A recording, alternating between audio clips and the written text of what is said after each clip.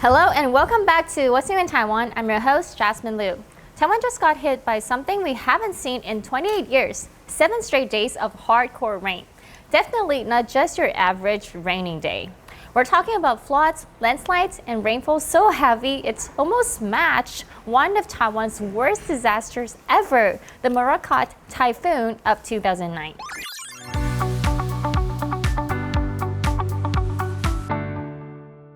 Starting July 28th, a massive southwest monsoon parked itself over central and southern Taiwan, and it stayed for a week.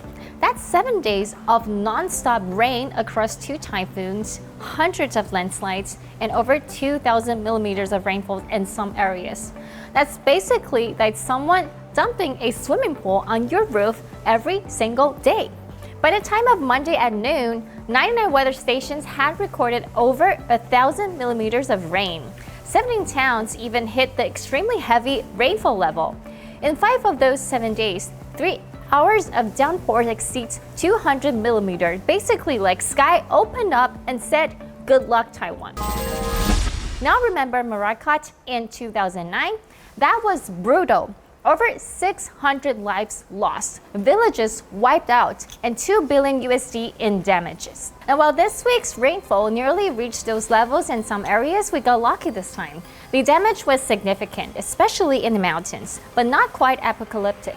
Still, it's the worst rain event Taiwan has seen in 28 years. And all this while we're still technically in typhoon season, which begs the question, why does Taiwan get so many typhoons anyways? Fun facts, Taiwan is literally a typhoon magnet. It sits right in the path where warm ocean waters, unstable air, and rotating wind systems meet for a very messy weather party. More than half of them made landfall in the East Coast, especially Hualien and Taitung. And if you're wondering, yes, there have been years with 7 typhoons hitting Taiwan, and strangely, some years had 0. Weather is weird. Okay, so here's a wild historical twist. Did you know that a typhoon once saved Japan from being conquered by the Mongols? Back in 1274, Kublai Khan, ruler of the Mongol Empire, sent 40,000 troops to invade Japan. They were winning too, but then a massive typhoon hit.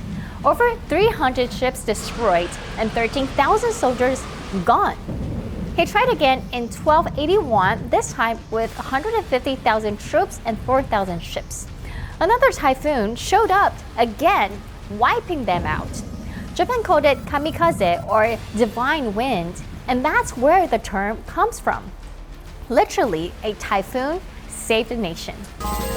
Ever wondered where the word typhoon comes from? Some said it's from Cantonese or Hokkien, like typhon, meaning big wind. Others think it's from ancient Greek typhoon, or storm monster. Either way, in Chinese and Japanese, it's written as typhoon or typhoon, which literally Taiwan wind. Coincidence? I think not. Also, Taiwan's basically on a first name basis with these storms.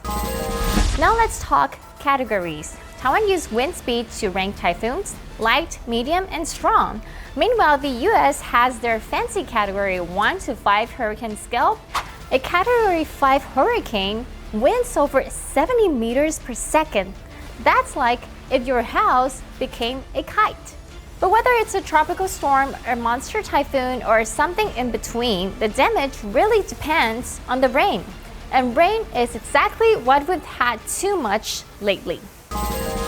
Alright, typhoons are cool to learn about until they show up at your front door. So here's a quick survival checklist.